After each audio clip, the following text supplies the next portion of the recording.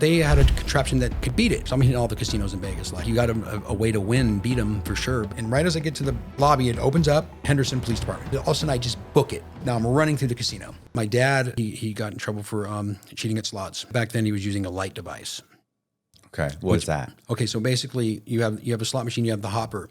When the hopper empties out quarters, okay, it's triggered by a light, like an infrared light or something. So this light will turn on, like if you hit cash out 10 quarters, it stays on for whatever it is, 2 seconds, 3 seconds, long enough to divvy out 10 quarters. Okay. So this device had it was like a little piece of plastic, looked like a little shoehorn, and it had a little light on there. And you'd stick it in you'd stick it in the machine, and it would stick in there so you couldn't see it. You sit down, stick it up in there. Right. And it was shaped perfectly, so when you stuck it up in there, it would go right in between where this light's on. And so basically when you hit cash out and you clicked it and turned the light on, the quarters would keep coming out as long as that light was on. And so he was able to empty machines that way. I remember a time when I was young, probably 18, 17. He actually took me with him one time to do it. And he did it at the airport, in McCarran Airport in Las Vegas. Okay. Because there's in the middle of the night, these terminals were open. This is before 9/11, so you could just go there and go up to the terminals. Yeah. So there's all these machines back there and nobody there, not even a camera on them. And, he brings suitcases and just fill up the machine, the suitcases with quarters. So if he goes into, but if you go into a casino, he goes in and acts like he's playing the machine. Correct. While he's sticking this thing up there. And once he's got it and he goes to hit cash out, from the videos, they think, oh, he just hit a jackpot. Well, no, no, not necessarily, because you're hitting cash out. Okay, well, I can get to it later when I talk about. Okay, I'll explain all that. Okay, but because it's the same concept of what I was doing. Okay, it was I was just wondering, how do they not see it? Okay, well, because so what happens is, the credits will stop. The thing that's going on when you hit cash out, like say you're cashing out 10 coins. So once you start hitting the thing, the quarter, and you're catching the quarters. Yeah. Once it's activated, the credits stop. But the quarters keep coming out still. Yeah, no, I understand. So I'm thinking they just think you're just cashing out. They don't know. They don't know that it's supposed to be 10 quarters or 100. Correct. So as long as you cover up that, put a pack of cigarettes on there or whatever you would do. And so you'd also have to have a blocker for the camera. So if there's a camera over, where the camera angle's at. Yeah. So when you sit down, you have someone blocking that camera angle as you're putting it in there. Right. So they can't see you put it in there. That's the thing, because that's where you can, get. Yeah. The guy stands the Romanian wall. And then you got to be careful if you keep going to the same place. And obviously if hitting this because only certain machines would work. Not all of them. Not every machine in the had to be real slot machines. What happens? You're being raised by your grandparents. And at this time, my dad was still locked up. How old are you at this point? I was 20. I'm going to say 22, 20, maybe 21, 22 years old. Right. What are you doing for a living? So I'm doing odd jobs. I'm painting. I'm delivering pizza. Just nothing really. Right. I don't know what I'm going to do really. So then I ended up. I was doing drugs. I was on drugs and stuff like that. And so I ended up doing a lot of fraud. Back then, like checks. I was doing checks. A lot of checks. I got into, back then you could write a check for anything. You can go shopping with a check. You can go cash a check. And so it was. I thought that. I did that for a few years until he got out. He got out, and I was in the midst of doing that. Mm-hmm. Basically, I was a criminal already at that point. Right. I just hadn't been in trouble for anything yet. He gets out for a little while, and ended up violating his parole. But when he got out, he had some friends from New Orleans that came out, and they knew it because he couldn't do the old way with the light device in the machine. Right. So these guys come out from New Orleans, and they have it's a father and son too, actually. So they couldn't do it anymore because they replaced the machines. Right. Yeah. They put what was called on their rolly bar is what they called it. They just put a thing over top of that. You can't get that device in there anymore. You can't get that device in there anymore. Right. So this father and son, they came out and they had a contraption that could beat it. They wouldn't let no one see it or whatever, but we went with them and kind of did as a blocking thing, whatever. And it was crazy because it was way better than the light because there was no electronics on it. It was just a bent piece of wire with a magnet on it. Mm-hmm. We were trying for the week they were in town to, just get our hands on it so we could look at it, try to make one, but never was successful. And then my dad went into his parole officer, and he was not supposed to be in casinos. That was one of his things. And so when he was in there, the parole officer asked him for his wallet. He said, "My wallet? What do you mean? Let me see your wallet." And he gave him his wallet, and he looked through it and found players cards before he went back on his violation, so we're both living at my grandparents' house, and I'm sleeping in bed, and all of a sudden I wake up and there's a gun in my face, and it's gaming control agents. They literally had guns in my face. Where's your dad at? And I honestly didn't know where he's at. I said, I don't have no idea where he's at. So they get me up and they march me into the living room, and they said, well, we know he's in the house. This was a big house in Las Vegas. And I said, well, I don't even know if he's home or not. And I said, he's look in his room. And I guess the gaming agent had went into the backyard. They were looking for him, went to this bedroom, his bedroom, and his window was open. And they said, hey, Tommy, or whatever, called his name. And he goes, yeah, what's up? Who is it? Who's out there? And then they said, gaming, come outside. And that's when he just never came outside, So I'm sitting in the living room in handcuffs, and I don't even know where he's at or what's going on. And they come in there and they say they're going to bring a dog. So everyone has to leave the house because they're going to bring a dog in to try to find him, see if he's in the house. And so the dog comes and they don't find nothing. So they're about like, how did he just disappear? So they leave. They tell me that if you help him or whatever, we're going to get you aiding and abetting and all that kind of shit, So of course I get a phone call like, I don't know, an hour later, and it's him. And he's at this park right by the house in his underwear. How did he get out? Okay, so we're all out front. Okay, this is the crazy part. So we're all out front. What he did was when he knew the gaming was outside, he went into the living room. We had this big screen TV, like a big screen TV, and it was like inside of a, shelving. Right. He crawled up into top of that and crawled in behind it. Like literally fell headfirst behind this TV in the wall and was like just in this corner, just wedged in there the whole time that we're in there, like talking about it. Once he heard that we were going to go out for the dog, he waited till everyone went outside and he crawled back out of there, went to the back sliding glass door. He said he opened it up. There was a cop on both walls of the house right there, looking the other way. And he tiptoed right through the grass. And we're talking, he had to walk like 30 yards to the back wall. And he said he was waiting to hear freeze, put up your hand. He didn't hear nothing. He finally got to the wall and slinked over it. And then ended up going to this park and then waiting, and he called me. And then I brought him some clothes, and I dropped him off at this a hotel off of Boulder Highway, a motel or whatever. And they got him that same day somehow. And that was that the violation? That was part of that was a violation basically. Yeah. Okay. That was basically the violation. They knew he was playing machines. They didn't arrest him like at that moment, but that's when they came back to get him. So okay. That was the violation. And so then he went back to jail. And then so started my whole, when I started doing it. I ended up somehow getting a slot machine. I got a slot machine. It's in my house, and I'm trying to figure out. I remember how to beat it. Right, yeah, how this guy's beating it, or what's it's doing, and I've got the thing taken apart, and I'm looking at the hopper and to see how it works, and then I figured out what's going on. That you just need to basically hold down that rolly bar. If you hold down that rolly bar, and you hit cash out, it's just going to coins are going to keep coming out. Okay. Until you stop holding that down. So I, basically. And that's the wire that that's what they were doing. That's the wire, correct. So, okay. So you're right. So then I got these wires and all this stuff, and I'm, experimenting with them and getting them bent right to go up the shoe, go up into there. And then I ended up putting 2 magnets on the bottom. So when it's in there, it can stick inside there. Mm-hmm. And I got it to where it works, in my house, great. It's different to do it in the house or, actually out on, a casino, but got it in my house, great. And I kept practicing how to put it in really fast. Like I could sit down and just put it in perfectly. And so the device is made. Yeah. Right. I know it works. Right. Okay. So I pick this small casino that's kind of it's off the strip a little bit. San Remo is the name of it. It's gone now. And then it was Hooters for a while, I think, too. Hooters Casino. They changed, went through different managements. And so I would go in there and eat sometimes, so I knew the layout. Mm-hmm. And there was these back machines, this back wall, and they were IGT machines, double diamond. They had to be IGT reel machines. Okay. Slot reel machines. And the reason being is really you can look down in between the reels and you can kind of see the hopper too. Okay. So if you stick the device up there, you can see. Right. What it's doing. How you're guiding it. Correct. Like I was, great at it once I started doing it. Right. I didn't have to look in there or do anything like that.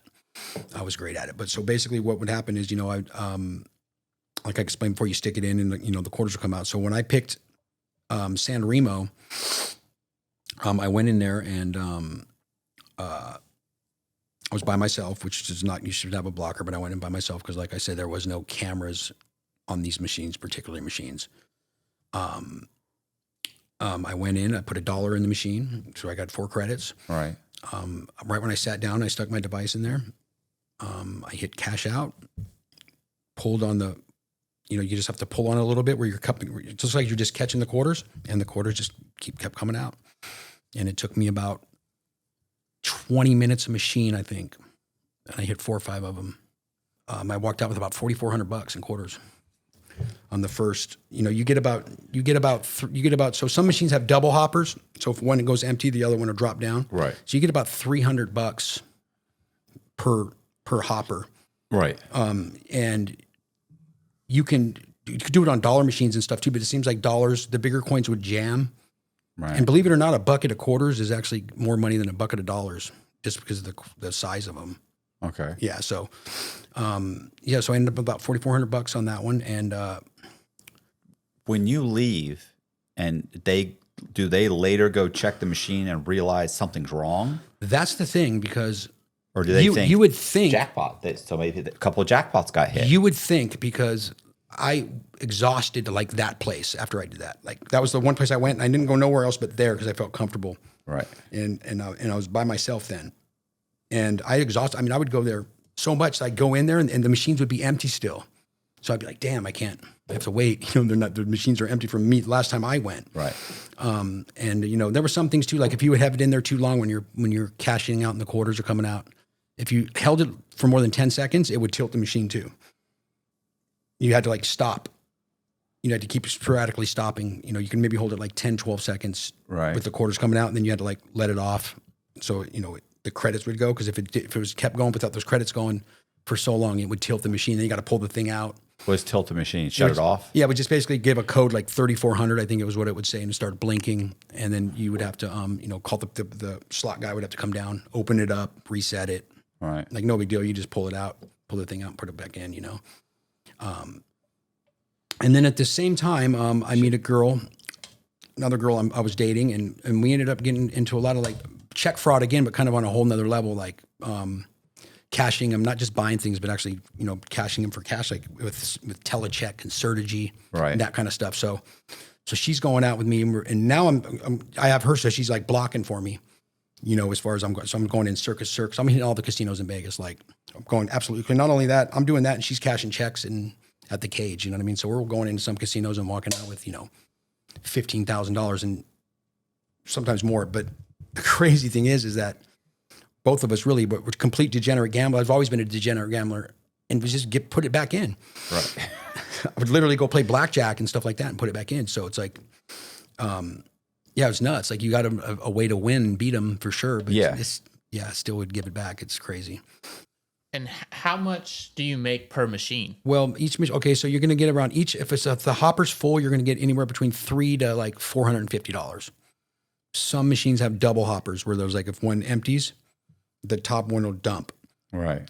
I used to sometimes at San Remo, like it would empty, then you would get a little code would come up, at like the light would start flashing. I pulled it out, called over the slot person, and they'll come and fill it back up.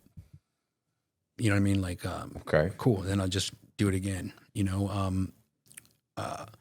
Is it suspicious that you're walking around with? Do you have more buckets of quarters than everybody? 'Cause every casino I've been, it's all electronic nowadays, so I can't. Well, what I do is once I'd get a couple buckets full, I would just walk back out to my car and put it in the car. Right. I wouldn't. I mean, I'd take it back. At first, I would just go cash it at the cage, because I wasn't really worried about it at first. But, it got till later when I was just thinking, man, I better start doing something here. I keep going to the cage, cashing these in, and they're like, wow, you sure are winning. Yeah, you sure are the only one winning here. You know what I mean? So I started, I would just put them in, put the buckets in the car. And at one point I had the whole trunk of the car was full of quarters at one point. Like it looked like a lowrider in the back. Like it was just, I mean, we're talking quarters just everywhere, like all the time.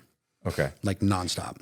I mean, how do you convert these quarters into actual cash? Like, do you roll them and go in the bank? You just go in the casinos that you're not doing that at. Okay. And they have the automatic things. You just dump them and it spits the thing out. That's right. They have those at like Probably grocery stores and stuff. That's right. You just do it like that. And then once I'd get that, green cash in my hand, then I'd go back to the casino and usually blow it playing machines that I like to play. Right. Or sit still. So it was a vicious cycle. Yeah. How are you choosing which casinos to do this in? Basically the smaller ones. At first it was the smaller ones because I just felt more, safer. They had like probably less technology, right? So to speak. And then the bigger ones didn't. So it got to a point to where those machines were kind of like phasing out. Yeah. And the tickets started coming in. The tickets so there wasn't no coin. Right. There's still a lot of coin, but then there was, but the ticket is not going to work. Mm-hmm. You have to have coin. So the bigger casinos kind of were already going on that ticket premises. You know what I mean?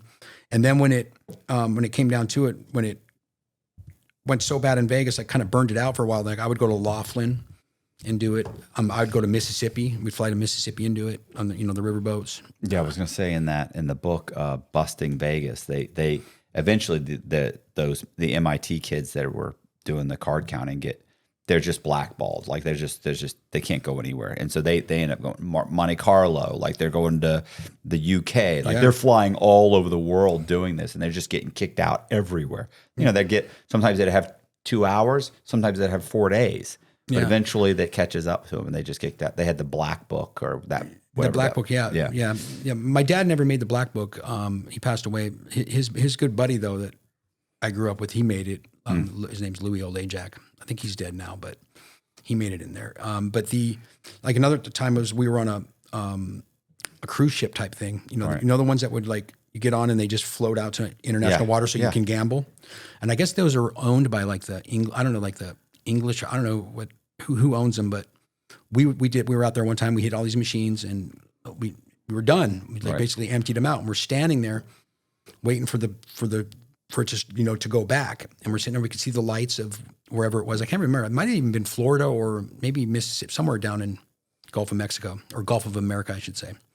Back then, Gulf of Mexico. But and as we're standing there, these two plainclothes security guards come up to us, and they just said to us, they go, "Do you know what keel holding is?" And I'm like, keel holding? I don't know. What does that mean? They go, look it up before you come back. And they left and walked off. And so come to find out what keel holding is back in the day on ships, to punish whoever did whatever they did, they would tie your legs and your arms with rope, throw you down, and then drag you under the ship back and forth. So I think that was the way to say, like, if they knew something was up, they couldn't. Don't come back. Yeah, don't come. Yeah, what keel holding is like. Right. That's what we're. So yeah, we never went back and did that there. Then my dad got out soon after, and he didn't know really what I was doing. I didn't, the machines. I didn't really tell him anything yet. Mm-hmm. And then I told him I was working on it. Right. I didn't want him to get in trouble. There's a lot of reasons. And he. So then one day when it was Super Bowl Sunday.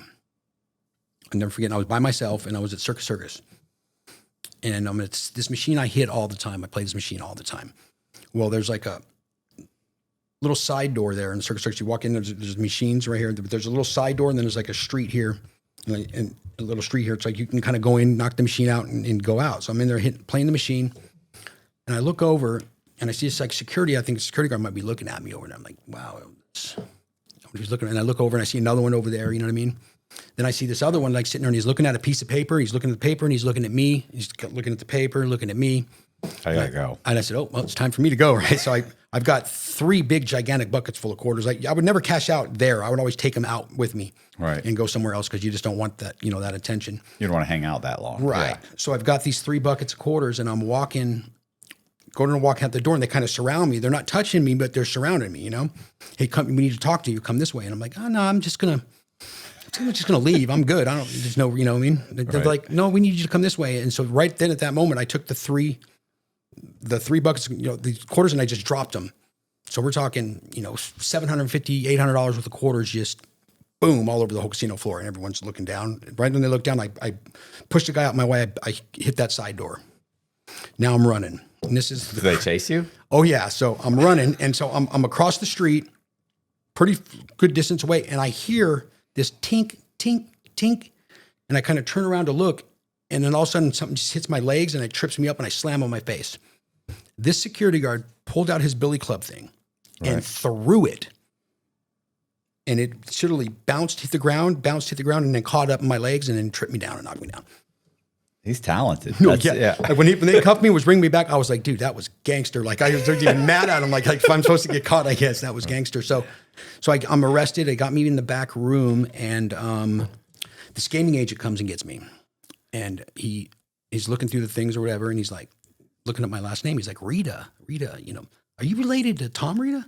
I said, yeah, it's my dad, Tommy Reda. He goes, God damn, man, I remember you when you was a little kid, because I've been chasing your dad his whole life, and he goes, I put him, how is he? I said, well, he just got out, you know what I mean? And he was like, man, the apple ain't fall far from the tree, so we're driving to jail. And he says, can we call him? He's out. And I said, I guess I'm going to call him. So I call him on the phone, and the dude, like, they were like old high school buddies or something, laughing and joking. And then he said, he put me in jail, and he goes, It's horrible. yeah. And he goes, how much money you got? And I said, I had like $400 in my pocket. He goes, I'm just going to charge you with one thing right now so you can bail out. But, they're going to be more coming later. And I was like, yeah, that's how that was. So that was the first time I got arrested for it. It's Sam the sheepdog and Wile E. Coyote. Yeah. Checking in, how you doing? How you doing? Okay. Well, you got to remember, think these gaming enforcement agents back then, especially too, like they didn't have there wasn't anybody really doing that kind of stuff. Right. So like, they were, It's almost exciting for them. yeah, that's, they don't, yeah, but it has to be. And What year was this? This was 2003, Okay. 2003-ish, yeah, something like that. All right. So now I get out of jail, all that, and then obviously my dad knows now that what I'm doing, and so he ends up basically going with me. We're doing it. Saying, why didn't you cut me in? Yeah, basically, yeah, that's basically what he was saying. But and he wanted nothing to do with anything fraudulent, like the checks and all that kind of stuff. He wanted nothing to do with that. Like he just wanted to do that, but he also marked cards. Right. That was how is that working, by the way? The check, when you say that, like I was okay. So I'm thinking. So you have a fake ID. Okay, so basically, what I did was I would look, for example, online for like, I would type in things like wire transfer or anything like that. Wire transfer basically. Any wire transfer number. You can just Google wire transfer number, and a lot of these things will come up with mostly places where you can donate stuff to, and they'll show you like the wire info, like the routing wire number, instructions. right. So as long as I would get an account number is basically what I was looking for. Right. Any kind of checking account number. Say if it was Bank of America, I got a checking account number. Great. Then I would make the checks. I would use the routing number. They're all the same. Mm-hmm. You know what I'm saying? And then make an ID. Whatever name you want. It didn't matter. It didn't have to match the numbers on the check.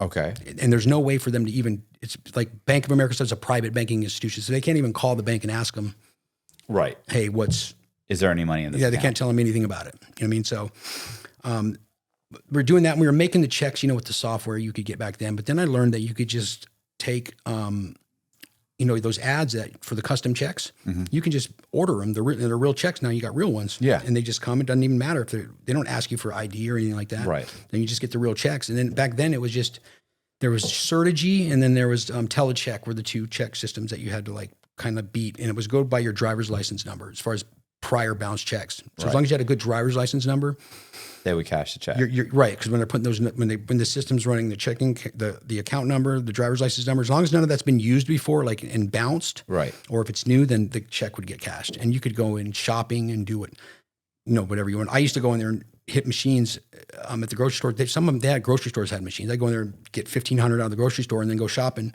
and then just write a check. I wouldn't even pay for it with the money I had, because why pay for groceries with? That's crazy. Yeah, who would do that? Who would do that? I have no idea.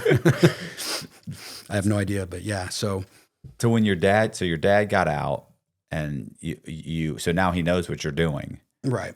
And he says, "Oh, show me how to do this." Like, right. what So are we doing? right. So we were doing it together, and then he kind of got his own little thing going, like his own little girlfriend, and he's out doing the same thing, But he was also marking cards, so we would do that together. Once we started going, I was going to all different kinds of casinos now at this point, anywhere in Vegas, Circus. So I got arrested there, doing the checks, pretty much in all the casinos as well. That was becoming just as lucrative as the slots were. Okay. Those were just incredible how easily those would cash. And those were a lot more risky. Like, you have to put your fingerprint on the check. So people use super glue and they do this and that. Yeah. I used to just chew on my skin. I'd chew, like get the skin torn away. Yeah. And then I would just like stick the top of my finger on it. Like not my whole finger. I'd stick the top on it and then would never have a problem. Leading up to the downfall of all this. So at one time in Laughlin, I'm out there and I'm playing and I go to cash a check and I stick my finger to do the thing and she grabs my hand and puts it all the way down and does it, rubs it for me. I'm thinking, oh man. And it was for like a $500 check or whatever. No, he just had gambled like money. The machines were like, we were out there. Laughlin's only got a few casinos and we'd already emptied them all out. Me and my girlfriend, so we couldn't really do the thing no more. Mm-hmm. We'd gambled all the money back. And so I went and cashed this check for $500 and got it. And then I ended up going and winning like $3,000 or something, $4,000.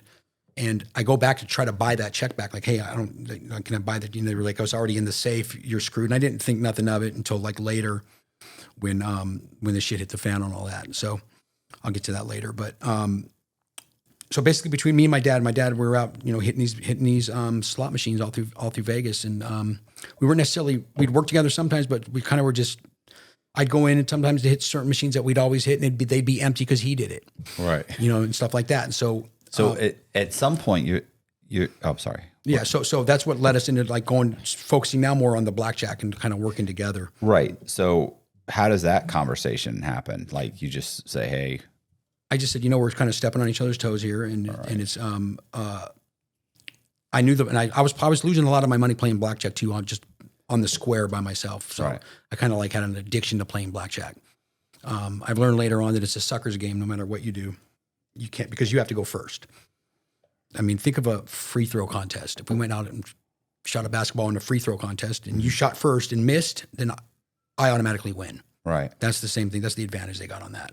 And they play perfect, by the perfect blackjack because they're hitting on 16, standing on 17, all that. Yeah.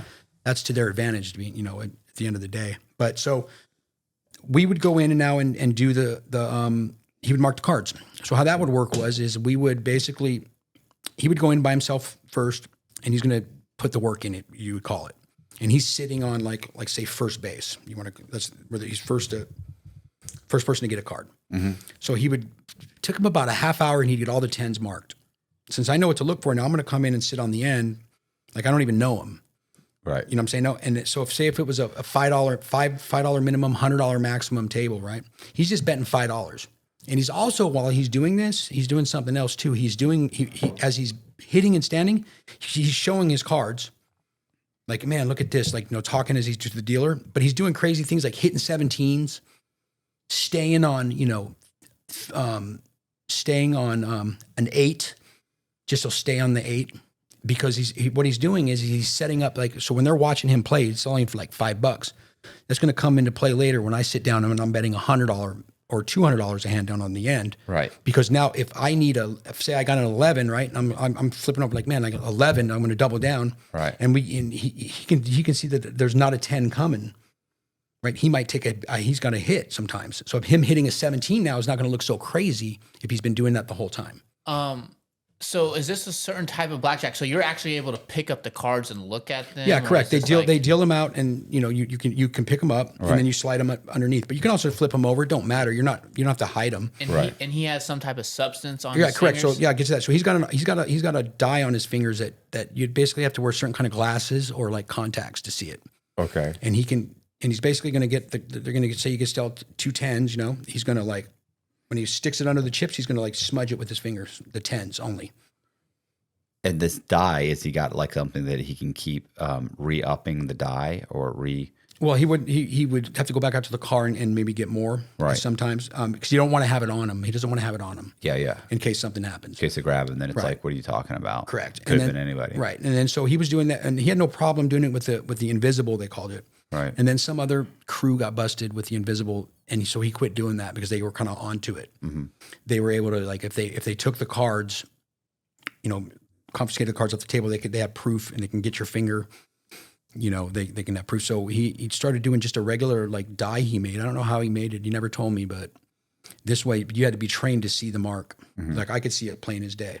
So if I'm sitting on the end and he's sitting here, and he's going to basically feed me the make sure if I have a 10 or not 10 coming. That's why he would be playing like hitting 17s and doing crazy stuff because it's not crazy. It looks uncommon for him to do it again now.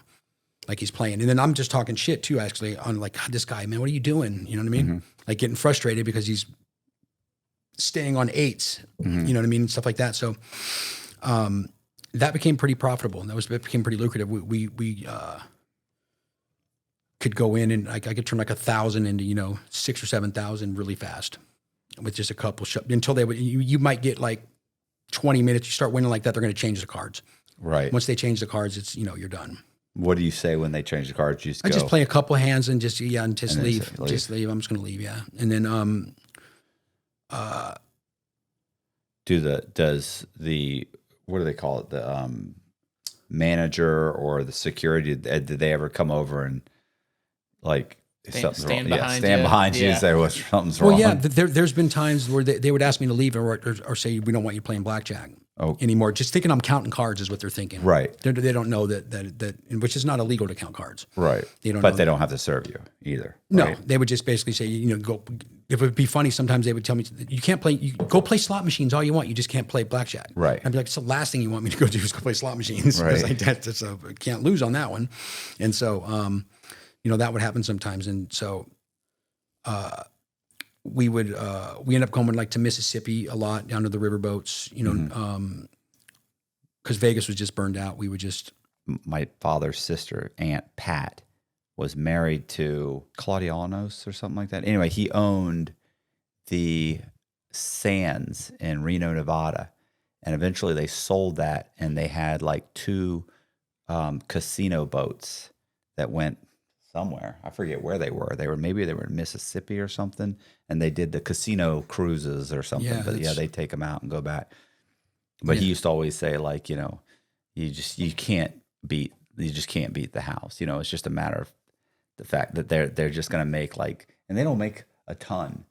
You know what I'm saying? The percentage that they on average win per night is like 2%, 1.5%, 3%. He's like, that's why you want to get so many millions of dollars going through the casino. He's like, because if you have $10 million running through the casino, then the casino that night makes, whatever, $300,000 or $600,000, depending on how much you can just get to run through it. Because he's like, in the end, every $1 million that goes through it, you're making X amount of dollars. Well, you can't win. He's like, that's what he's saying. He's like, even if, the only person that could win is somebody who walked in, bet whatever, won the bet, walked out, and never played again. He's like, and that's not going to happen. Okay, because for example, when how you're saying that, for like if you live in Las Vegas like I did, let's say I go into Palace Station and win.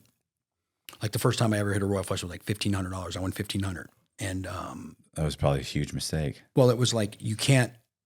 Sooner or later, since I live there and I'm gambling, Palace Station is going to get the $1,500 back. It might take a month. It might take 10 years. It might take 2 days, but they're going to get it back a little at a time. They're never going to lose. I remember my grandfather told me when I went home and I won 2 Royals actually. And I said, man, I won 2 Royal Flushes, man. I know what I'm doing playing this, and he goes, if you meet a person that's won more than 3 Royal Flushes in 1 year, you'll meet a person in debt. That's a pretty factual statement. Yeah. You just can't do it. I mean, there's professional gamblers that can go in and have an edge, obviously. Like, even on blackjack, that can count cards, they have an edge and they can do it kind of under the radar. They're not doing it in large amounts. Right. They're able to just go in and win a few $100 and they have the discipline to do that. Right. And, but what happens? You just get greedy. You start thinking I'm that good. What happens? Well, I think that, you just want more is basically what happens. Yeah. Like with the card counting, it's the counting the cards is easy. That's not the hard part. It's the being able to do it because you're going to be basically towards the end of every, like say it's a double deck. You're going to start, your bet's going to either go up or down towards the end because where your count's at, whether you're going to be like +8 or -5 or wherever it's at, you're going to either keep your bets low because it's got it's the house edge at that point, or if it's like the player edge, you're going to bump your bet up. And so it's kind of obvious from a pit boss to look at that and see that, you know what I mean?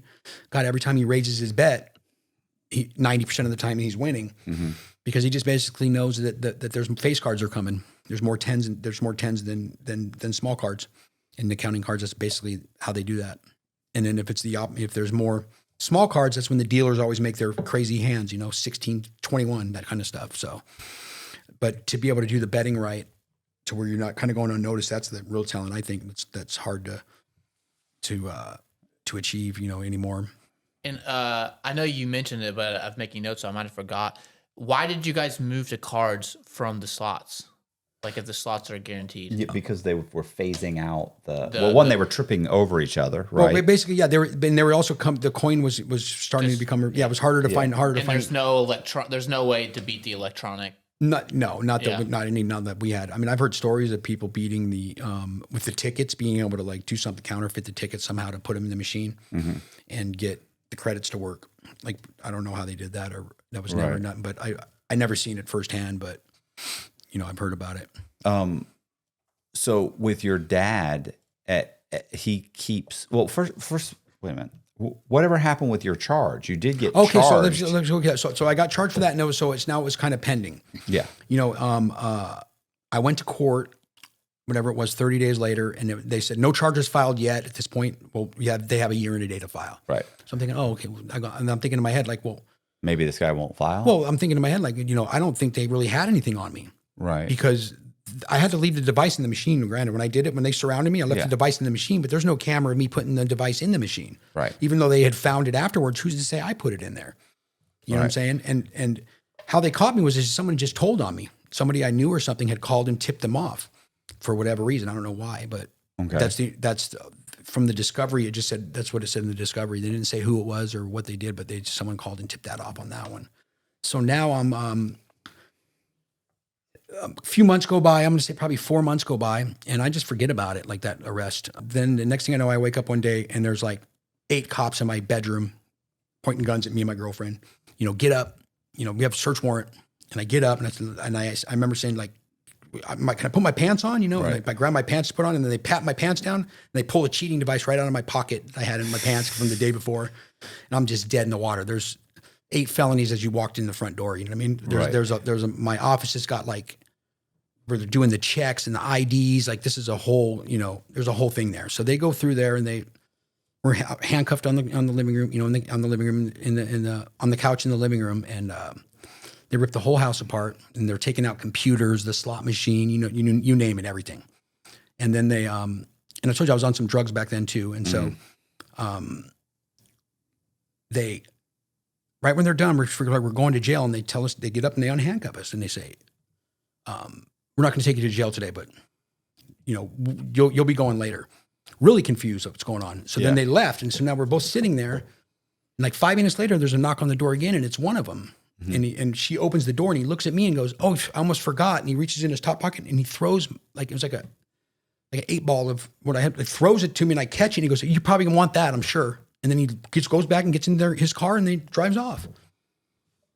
No, I'm not making that up. And she looks at me and she goes, "Why would he do that? What does that mean?" Right. And I'm like, I think that means I'm going to prison for a really long time is what that means. He was basically saying, I don't even need this. I don't even want this. You know what I mean? It wasn't a large amount, like a personal amount, I guess. But yeah. And I knew I was probably screwed. And so, again, didn't hear nothing for months after that.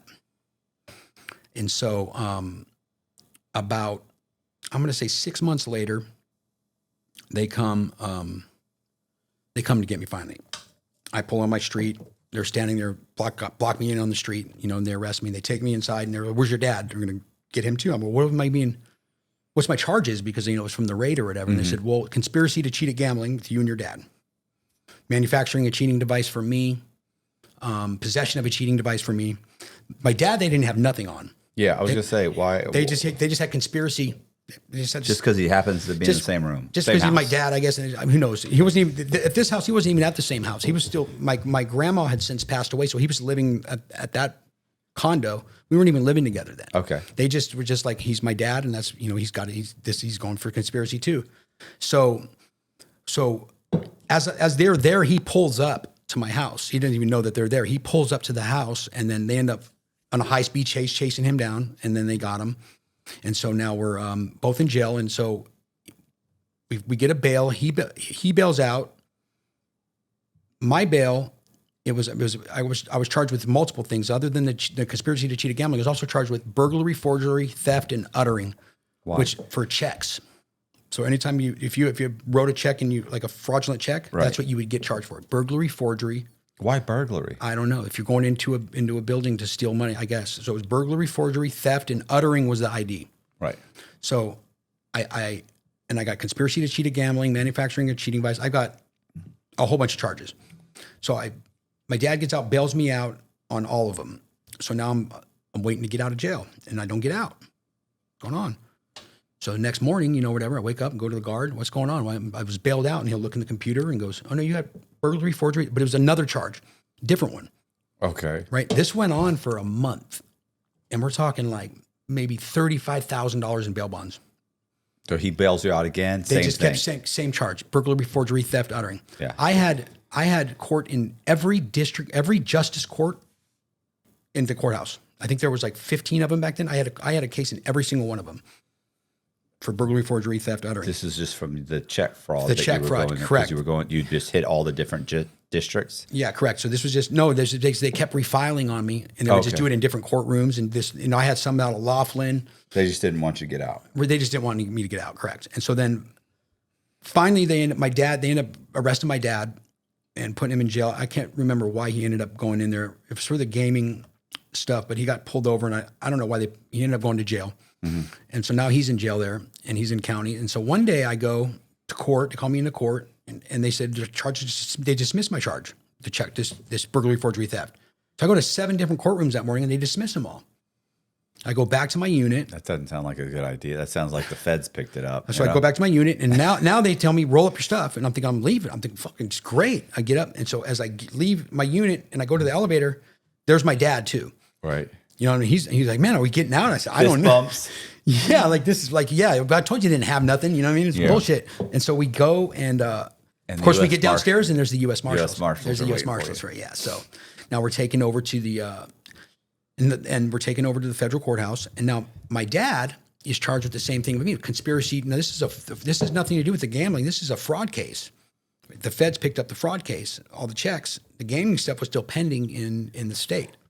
So I couldn't believe that when they detained me as a flight risk. I'll explain later. At the time, I couldn't understand why, but IDs. Well, there was also Probably I had pending. I was picked up on a writ. And picked up on a writ. Hey, they picked me up on a writ and took me over to the feds. So since I was on a writ, right, it was like they were like, he's got all these pending charges in the state still. You know what I mean? We're just boom. So they detained me. And I couldn't believe it too. They gave me a court date of like 4 months down the road, and I couldn't even. I'm like, there's no bail. Like I couldn't understand it. Like yeah. And so and then I actually did I appealed the detention hearing because there was only one case pending in the state. All the other ones got dismissed, but there was one burglary, forgery, theft that was holding on, and so I figured if I could bail out of that one.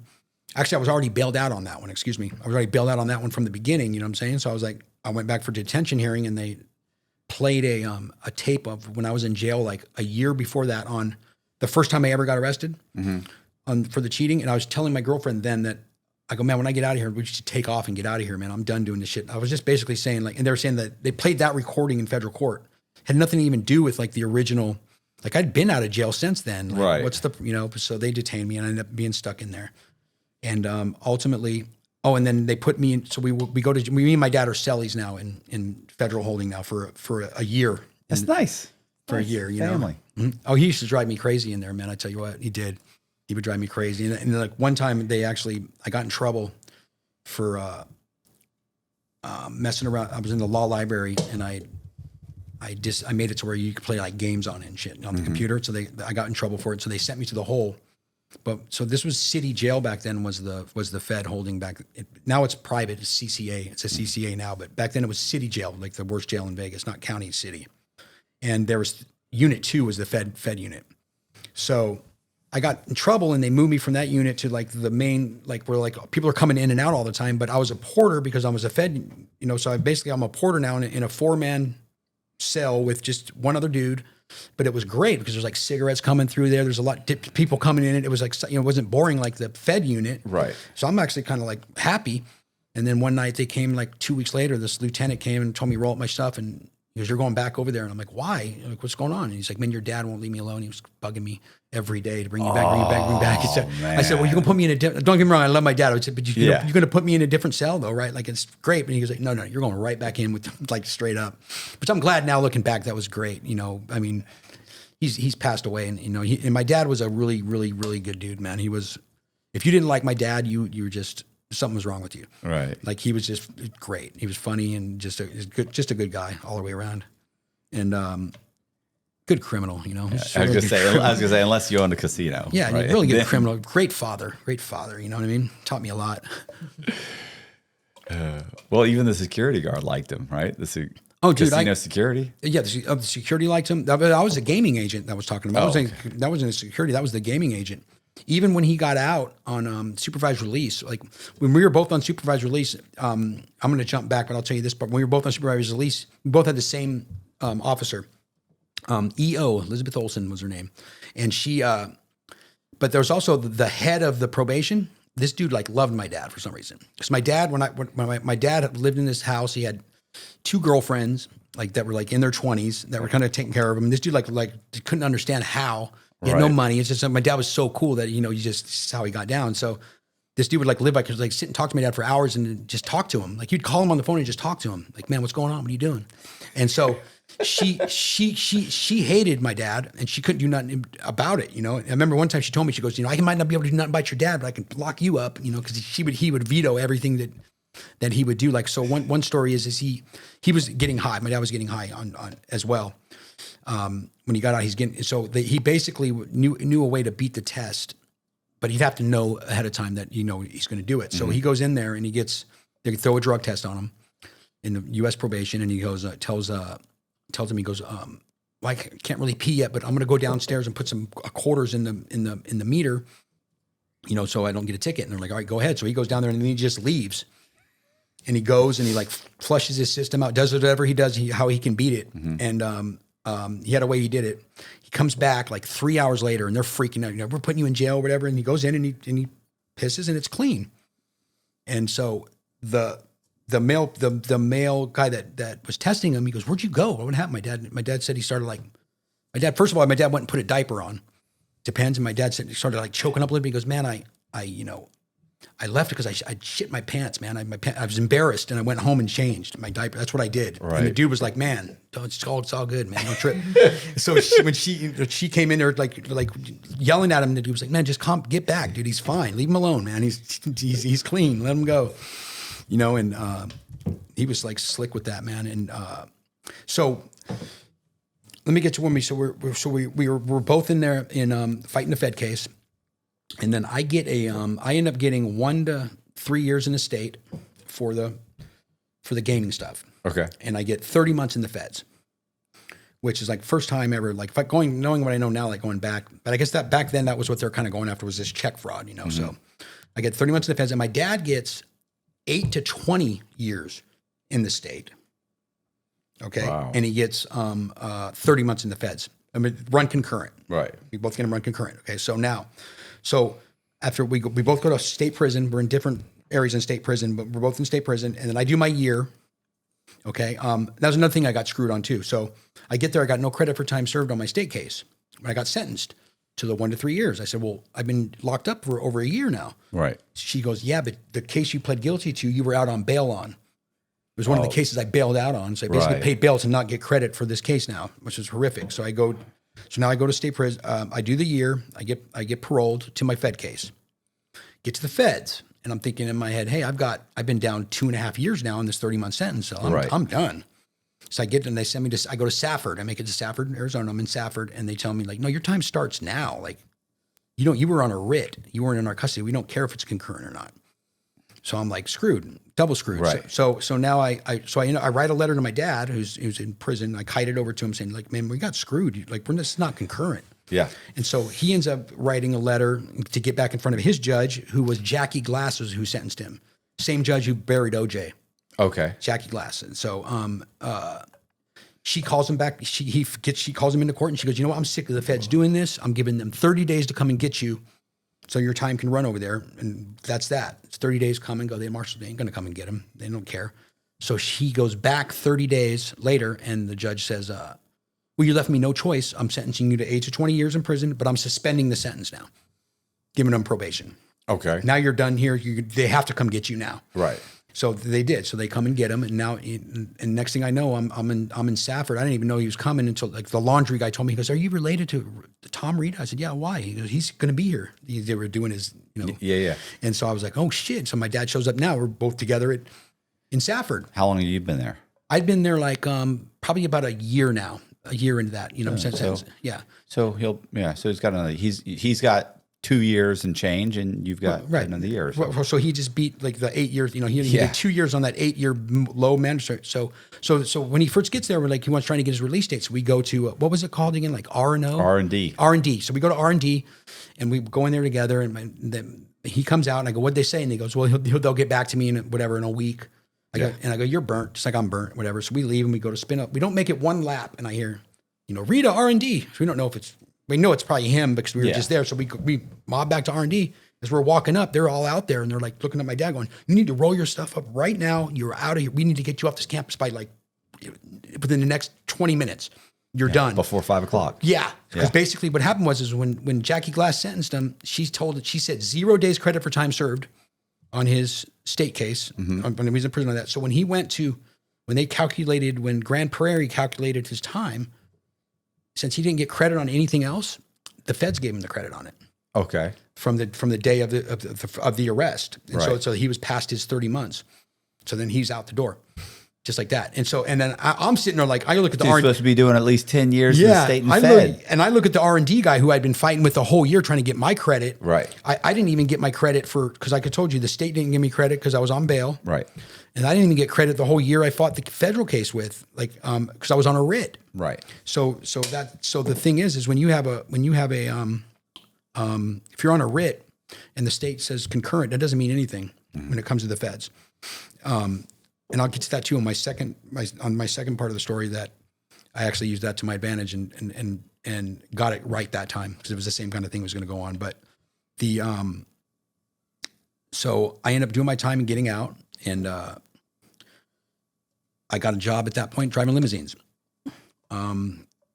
What year was this? This was 2005. Okay. So I get out in 2005, and I'm completely spooked from any criminal. I don't even want to jaywalk. Right. Because you got to remember, I got arrested, and I never got back out once they got me in. You know what I mean? And at the time, I had my girlfriend at the time who was my co-defendant. She, beautiful girl. That's why we ended up breaking up, because we just got taken apart because of jail. We both went to jail. She sat and she was my co-defendant on the Fed case also. She sat in there for 18 months and got credit for time served at the end. She didn't tell on nobody. She sat there and held her mud. And then so her court-appointed attorney that she got, she ended up marrying him. That's why she's like super hot. So everyone's always trying, you know what I'm saying? So she ends up marrying him, and then you should have her on too, because then like a couple years after into that marriage, it says he gets disbarred as an attorney in Vegas. It's all over the front page. She was charged with, helping as well, like whatever he was doing, like some other shit he was doing. Probably, I don't know if was her idea, probably not. I don't know, maybe. But I thought that was kind of ironic. Like, yeah, motherfucker, that's what you get. I'm trying to, because I didn't really like him, obviously. But that's she'd be a great guest, probably. So I get out and I get this job. So my ex-wife, my kid's mom, gets, she was living with this attorney also with my kids. Mm-hmm. And this guy had a drug problem. So his dealer was a limousine driver. But he was like, he worked for this company called CLS, and he got me a job driving limos. And this is like the most lucrative company like in Vegas. They're the biggest company. They had contracts with most of the doors in Las Vegas, like the big ones, like the MGM properties was the number one contract. So back then, probably even now, like how the limousine business works in Vegas is limos can take cash rides like a taxi, but there's fixed tariff rates. So like if you're in a town, I was in a town car. I started off in a town car working day shift, right? Which there wasn't a lot of money there compared to night shift. So basically $40 a ride. The doorman would load you up with the ride. You got to tip them 10%. You got the ride. And a lot of times in Vegas, it's just pick and drops, for $40. The SUVs are like $50, and then you have the stretch 10 passengers, are like $80, more people in it. Right. But the big hustle in Vegas was at the time was strip clubs. So if you brought someone to a strip club, like if you both got in my town car, And you suggested, hey, you guys want to go to a great strip club? and you guys are going want to, or you said take me to a strip club, right? I'm going to get $100 a person from the strip club. Whoa. Okay, so that's going to be a $200 bill. So now, in the day shift, you didn't get too much of it, So at the night shift, though, they were killing it. These guys are killing it. So it took me a couple years, and I ended up, I was doing fine even in the day. I was actually making a living for the first time in my life legally. I had custody of my kids. I was doing everything I'm supposed to do. I did my 3 years paper, no problem. Perfect, perfect record on that. So I finally, it takes me about 3 years to get into, I finally get about 2 years and I get into a stretch SUV. I had a stretch Escalade. It held 20 passengers. There wasn't a lot of them back then. There was only a few on that were working on the strip. So it was a privilege to be in a vehicle like that. You made all the money. And so I got into that. Now we're talking, you get groups of guys, 10, 12 at a time, 15 at a time. You're taking them to the strip club. Do the math. I'm killing it. And so, also, so the guy the original guy who got me the job, his name is Chris Brown. It's just what his name was. He's a good looking dude and, stuff like that. Well, he was the dude that had all the girl, he would, if you needed a hooker, if you needed drugs, whatever you needed, Chris Brown was the man. Right. He was the one, he was basically making more money than any other driver on the strip out of all the 1,000 limo drivers there were. Right. He was the man. And I ended up. Chris Brown's a comedian. He's a right, rapper. too? Rapper, yeah. Rapper, singer. Same name, different guy. Yeah, I understand. And so he drove this stretch Escalade, and there was two of them in the company, and not because he didn't get me it, I got it myself, but I ended up getting the other one eventually. And now I'm driving. I go from basically kind of not making much to top dog now. Right. And so I'm out there, killing it on strip clubs, and I'm not doing anything. I didn't go out and sell drugs. I mean, not to say that I was an angel, but that wasn't my premises of going out to work. It was just basically I want to get strip clubs or do normal rides because I'm making, $500 on a slow night, $1,500, $2,000 on a busy night. Right. I'm making more money than I've, ever made legally. So the owner of the company, Charlie Horkey, he had a drug problem. He'd be on one, and he was a complete degenerate too. So this guy's making a shit ton of money. We're talking millions. He had a Ferrari. He had a giant mansion in Vegas, that had next to South Point. And he was into roping and rodeo, the roping rodeo part of the NHR, but do it at his house. This guy was a baller. You know what I mean? Right. And so then he started doing things that illegal things, he was doing making the employees cash payroll checks and then give them the cash back, which was odd. You know what I mean? And So he's giving him a check for $5,000. They Correct. cash it for $5,000. give him the money back. And they give him the $5,000? Yes, they give him the $5,000 back. Now, you got to remember, in this business, there's, I think there was 100 limos that he had, or whatever, what shift you had or what. There's also what's called starters. The starters would work at the properties. They were the liaison between the doorman and the customer. Mm-hmm.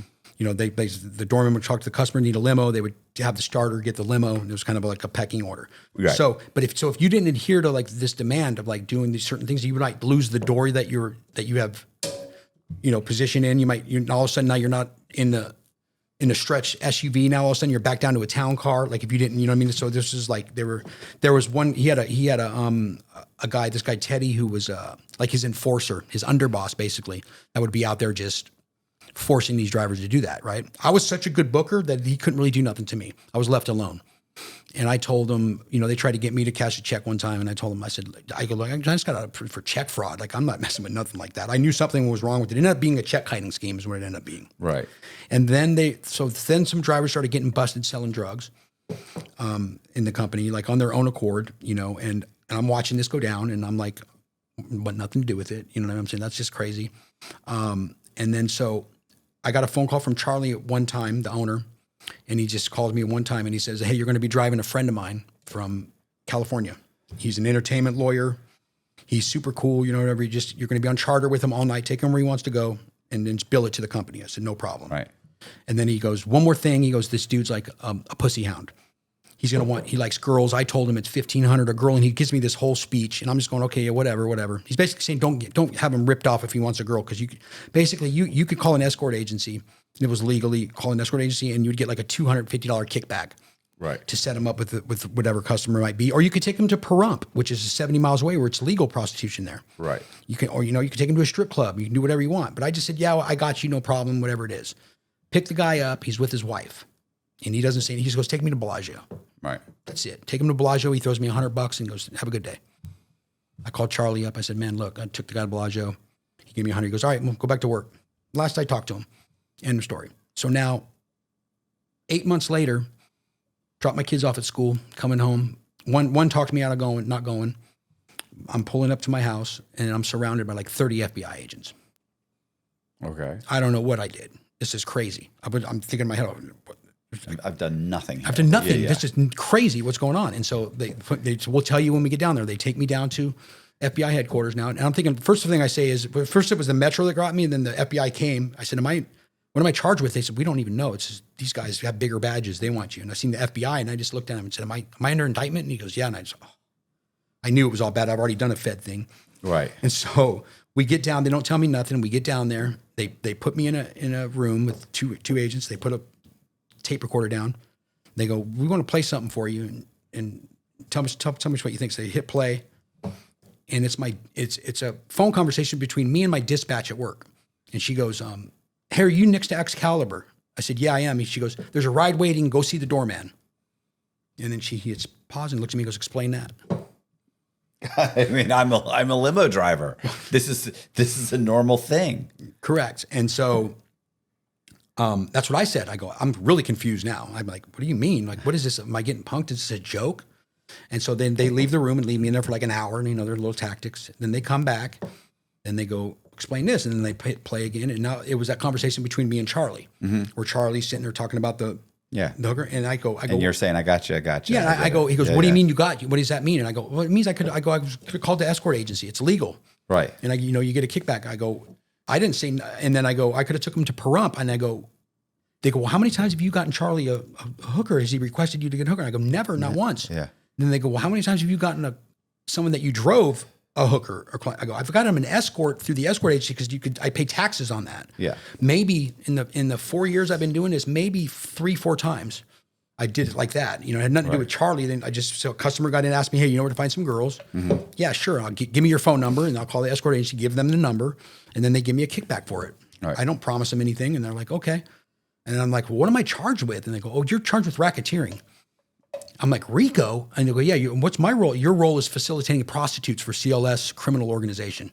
Well, good luck fucking proving that. And I'm thinking, you got to be fucking kidding me, right? Right. So I'm just at loss. I'm at a loss, so I go to court, and thankfully, I didn't get detained or nothing, because like I said, I had a house and I'd been doing good. Mm-hmm. So I get released, and then so starts this case, you know what I mean? And it was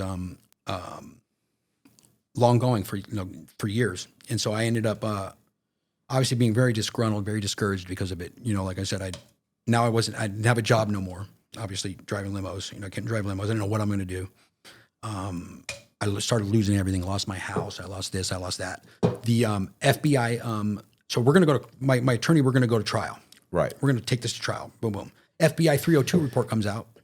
And that was that interview between us when we were sitting in the thing. And the FBI 302 report says that I said I got in Charlie a hooker at least 4 or 5 times. That's what they said. And that I did it all the time. And I go, first of all, I never said that. Pull up the audio recording of that. And he goes, oh, they don't have audio recordings or nothing. One asks questions and one takes notes. Mm-hmm. And there's two of there were 2 agents against correct. you. So anybody listening, if you ever in that position, don't ever. Yeah. Even if it's a friendly conversation, just tell them, man, you want to learn, because they're going to lie. And that was my first. And I thought at first that the FBI was like these people that were, what's the FBI? I got nothing to worry about. They're going to be honest. They're not going to be grimy like that. Far from the truth as you can be. Right. So they completely lied. So now the matter of fact, my attorney, after I seen that, my attorney goes at one point, they wanted me to testify against Charlie. Yeah. I'm sure that's why they. So they threw you on the indictment. They set up this meeting between the 2 FBI guys and the U.S. attorney, and basically they're presenting this to me. This is what we want you to do. And, I said, first of all, I never once turned in one illicit gain to CLS, nor did I receive one. If I say anything other than that, I'd be committing perjury. I have no idea what he does or doesn't do. I don't deal with the man. I go to the key room like everybody else and get my keys and go to work. You know what I mean? I don't know what you're talking about. And I said, second of all, like you guys completely like lied. Look at the FBI guys. You guys lied on this 302 report completely. And then looking at the indictment, you guys also lied to a grand jury about this portion of it. They did. Like you completely lied to a grand jury on this report. I'm not going to trust anything you guys are saying. Right. You're nuts. Fuck off. And that was that. And then so a couple years go by, and they haven't given me a deal. They haven't done anything yet. So I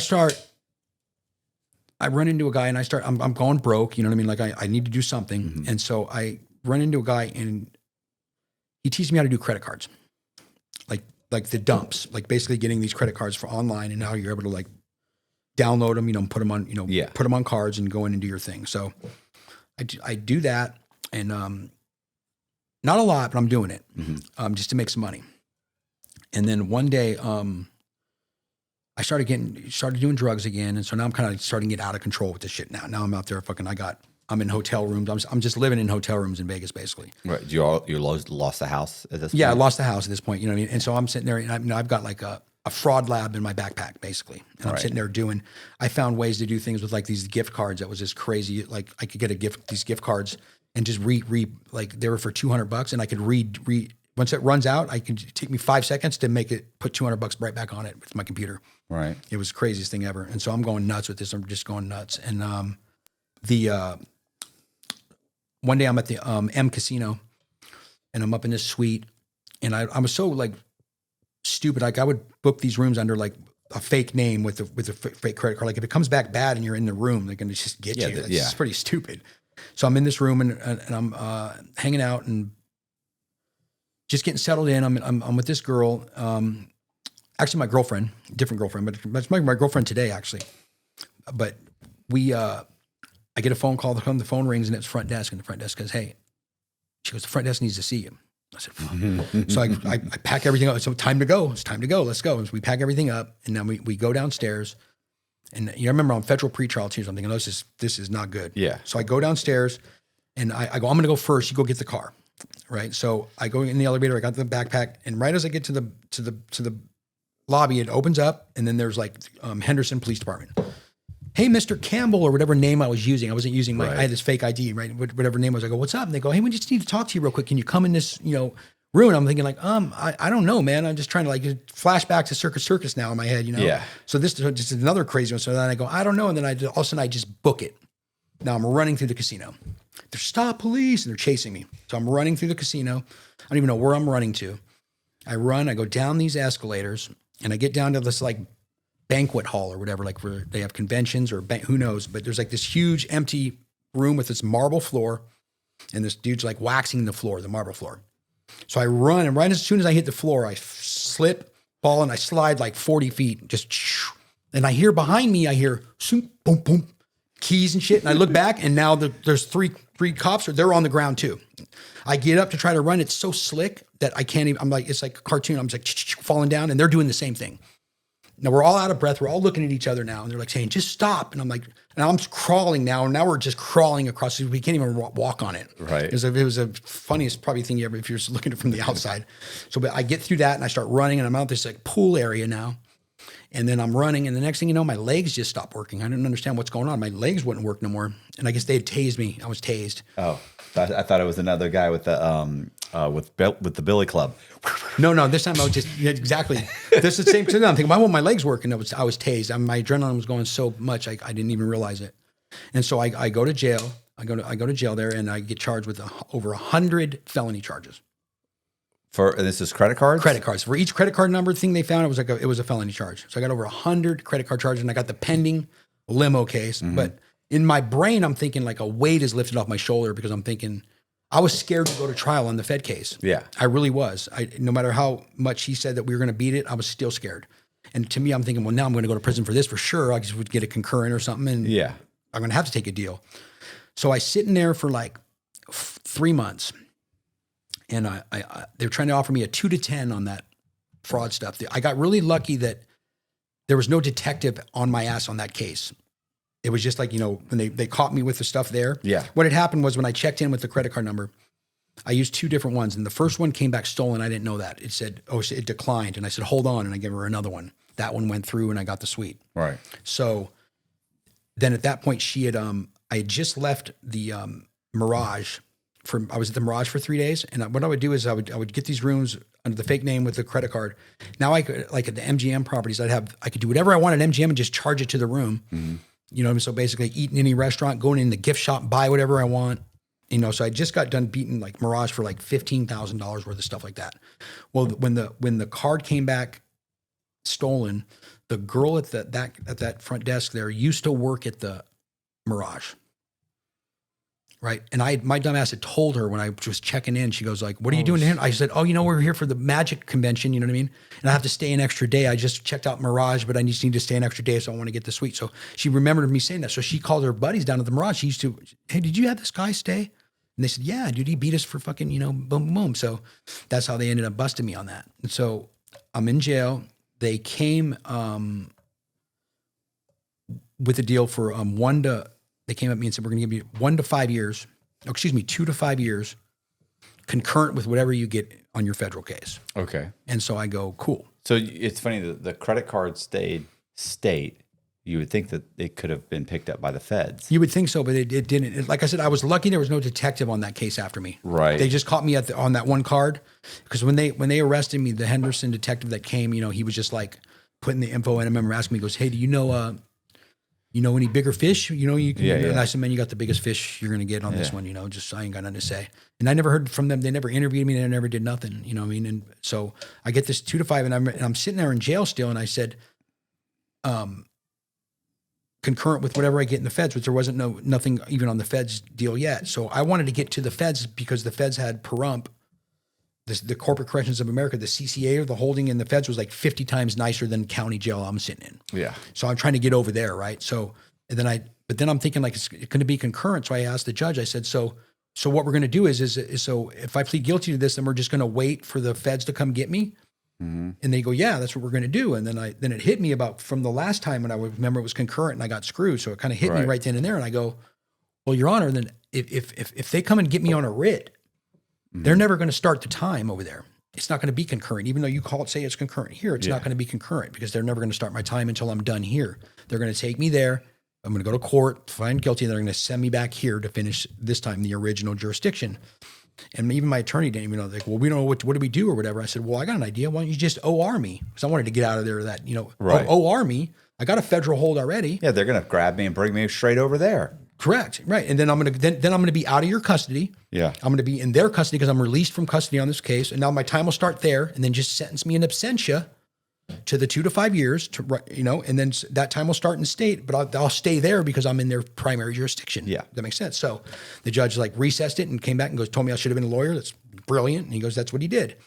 So they take me to, and don't forget too, when I was on pretrial the whole time too, I had this pretrial officer at my ass, because I was giving dirty UAs and doing all this stuff. And so, they OR me. I go from county to Henderson, back to Henderson. Henderson was also, you had perump, but Henderson was also a Fed holding for immigration. Or if you were arrested, let's say on a Saturday night in a Fed case, they would take you to Henderson to wait till Monday morning court to go to the courthouse, to where they would, that's how you would end up in perump, going from that courthouse. Right. So I figured, well, that's what I'm doing. So I get there and they tell me, well, I have court for when I ran from them, I got charged with an evading charge that wasn't a felony, but it stayed in Henderson. It didn't get bound over to county like the felonies. And so I had a warrant because I didn't go back to court because I'd been in jail the whole time. So they just gave me credit time served for that. I leave court. They put me in this holding tank and it says USMS on the door, United States Marshal Service. Right. I go in there and they give me my clothes. There's 2 other guys in there. And I ask the guys, I'm sitting there, so you guys are going to the feds too or whatever? And they're like, no, we're getting out. I'm going to the feds. It's like, oh shit, I'm going to the feds. That sucks. And then the cop comes to bring them their personal stuff. Yeah.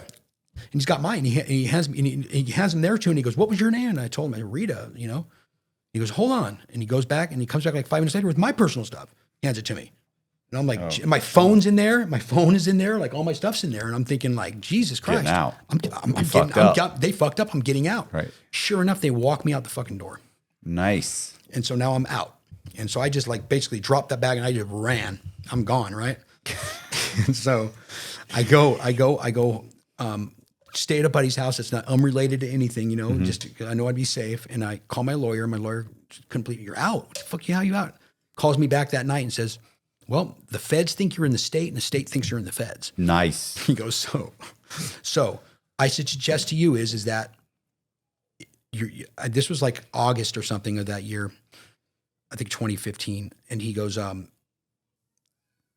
coincidentally, we have a deal for you. They did offer a deal and it was 27 months, right? Run concurrent with whatever you got in the state or whatever it's going to be. And I said, I'll turn myself in at the jail. right. And he goes, and we're back on calendar for like October.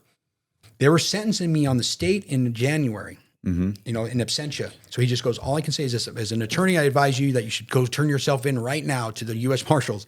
He goes, but if you don't miss court. You want to be in court on that October to take that deal because you want to get in the Fed. You don't want nothing to happen. You want to get in Fed custody. Yeah. For this to be concurrent. Because if something else happens and they pick you up and you go back to the state from something else, it's gonna be screwed up. You know. So I said, okay, cool. So I hung out for the 4 or 5 months. I had no pretrial officer. Right. So I go to court that day to plead, you know, to take the deal. And what's funny too, I'm walking in and my pretrial officer's walking out as I'm walking in to court. He looks at me, stops. Where the fuck are you? How are you out? I said, I don't know how I'm out. Just got out. They let me out. That's what I said. Let me in. They just let me out. Well, because how come you didn't check in? No one told me I had to. I thought I violated pretrial. That means I don't have it anymore, right? Right. It's gone. So It's not true. Yeah, I know. No, it's not true. He Right. turns around and he marches in there with me and we go upstairs. And this is the crazy part too. So we're upstairs now. I plead, and even the U.S. attorney's like, what the fuck is he doing out? You know? And so I take the deal. I plead guilty. Yeah, but the fact that you showed up, Yeah. it quashes any argument that they Right. can have. Your Honor, and you're like, I Right. didn't know they let me out. I'm here. I was told to come here. Yeah, this gets better because I figure I'm going in now for a while. Right. So I would definitely the think judge goes, he goes, is Pahrump even here today? That's the CCA. You know, He goes, no one had court today for here. He goes, well, what are we going to do? Like, they're not even here to take him. And he goes, and the judge goes, he's not a flight risk. I mean, can you come back Tuesday? And I'm like, fuck yeah, I'll come back Tuesday. I'm here today. Yeah, I'm here I thought today. I was going in today. Why wouldn't I come And back? they don't know what to do. And the pretrial guy goes, well, you need to get right down. You know, if he comes back, you come right down to you meet me across, you know, at the pretrial office. I said, sure, no problem. I got you. Of course. So court's over, boom. And I just left. I didn't go back over there. Fuck, I'm just going to come back Tuesday to turn myself in. I ain't going to go back to the pretrial guy and have him fucking with me the whole time. Right. So I just left and like I came back that Tuesday. I would have gone because they were just going to process you. They were going to let you right Well, he back was going to like out. drug test me and do all this shit. I didn't want to go through all that. You know what I mean? I didn't want to go through all that. So I was just like, he might have like, even my lawyer said, he goes, when you're in the other, my lawyer's like, man, you're not dirty, are you? And I said, what the fuck do you think, dude? I've been fucking on the run. Yeah. And he goes, well, you might be, because he goes, he'll probably piss you and then put you in cuffs. Yeah. And so I didn't show up there. And then but I came back that following when I was supposed to. Right. Turned myself in. And then sat there. I waited like 3 months, got sentenced. And then I got the 27 months. And then what's funny too is so I'm not on a writ or anything like that. Mm-hmm. So I'm waiting to go to prison and it's like taking forever. Like we're talking like, it's taking like almost 3 months. Like it doesn't take That's that a long. long time. So Yeah. then all of a sudden It's usually a couple of weeks. right. So then so I got sentenced in absentia to while I was sitting up there to 2 to 5 years in the state. Right. So now when they roll me up one night and they say, you're going back to the courthouse.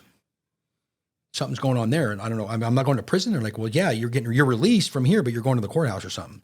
So they take me back down to the courthouse and the marshal lady tells me, she goes, oh yeah, your High Desert State Prison's picking you up. The state. And I'm like, for what? She goes, because you have a sentence there. And I'm like, yeah, but I wasn't on no writ. What do you mean? I'm not in their jurisdiction. They can't do that. She goes, well, that's what it is. You don't know what you're talking about. We get in an argument. And she ends up like slamming, pushing me to shut up and pulling that whole move, right?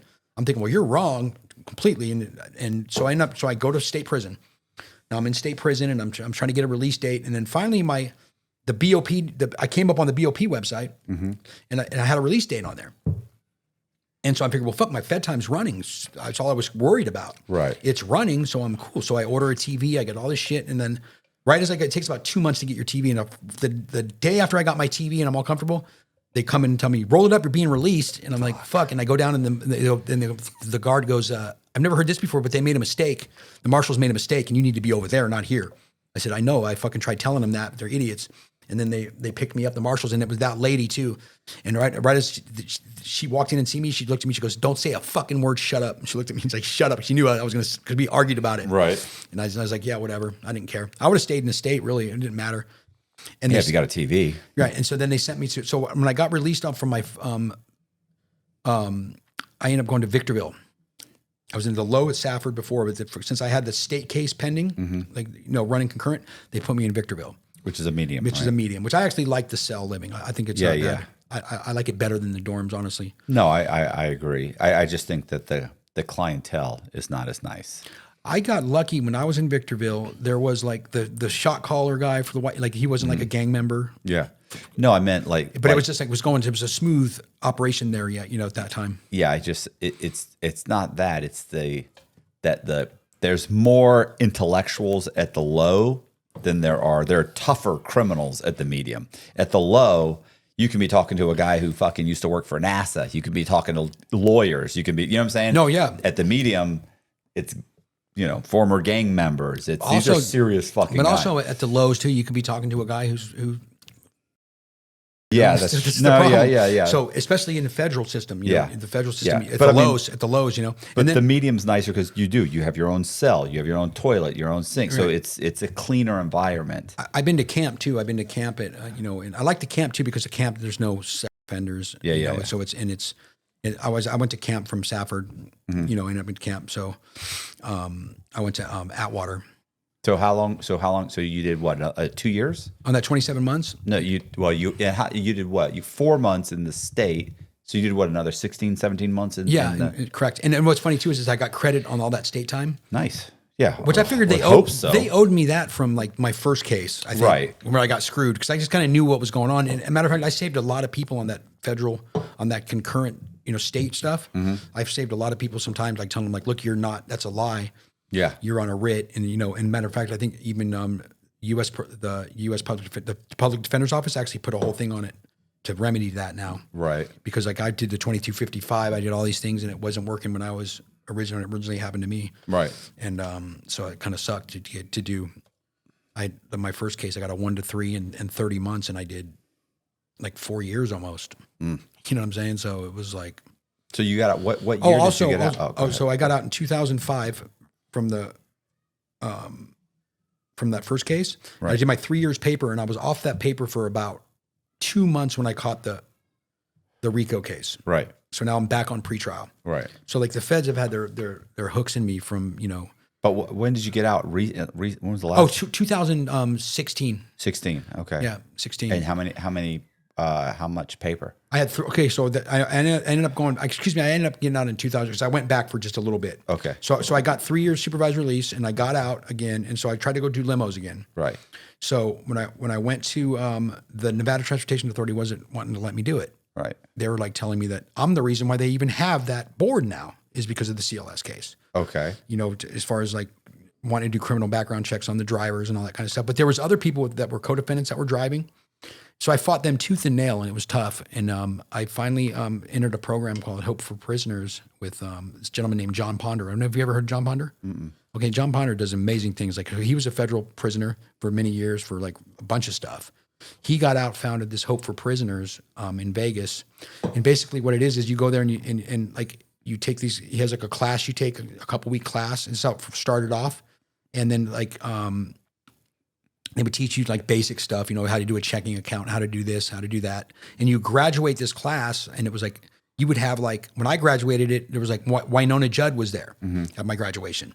And then they have like, he has like the district attorney, these detectives, they come to, he's not asking no one to tell on nobody. He's just basically bridging the gap between law enforcement and the people that get out. So and then let's say you go to try to get a job somewhere and they deny you because you're a felon. Well, if you graduated Hope for Prisoners, right?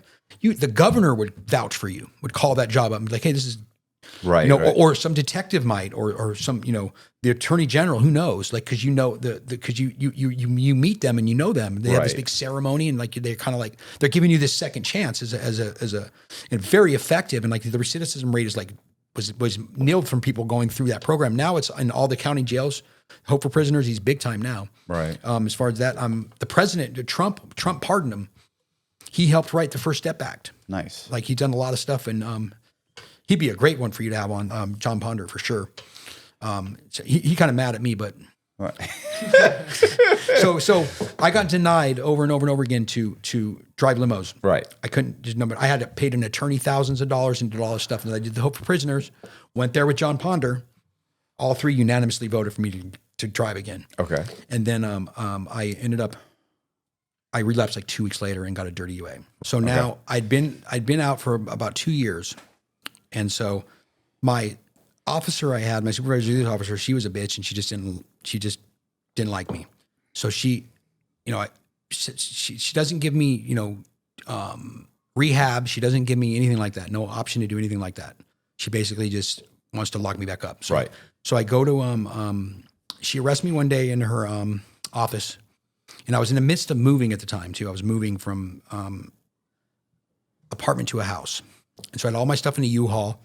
At the time I was married. I was married to this Russian girl at the time. And she hated that too. Like, she hated I was with this for some reason. I don't know why.